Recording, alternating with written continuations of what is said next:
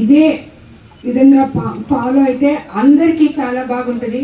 కొత్తగా చేరిన వాళ్ళకి, ఆల్రెడీ ఉన్న లీడర్స్కి అందరికీ అనుకూలంగా ఉంటుంది. ఇది మనకి ఇప్పుడు చాలా అవసరం.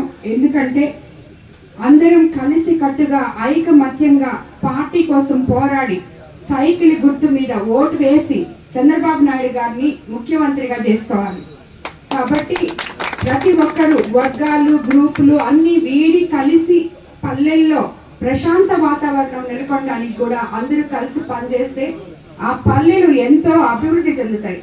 ఆ అభివృద్ధికి నేను పాటుపడతానని, ప్రతి పల్లెని అందంగా తీర్చిదిద్దుతానని నేను మీ అందరికీ మాటిస్తున్నాను.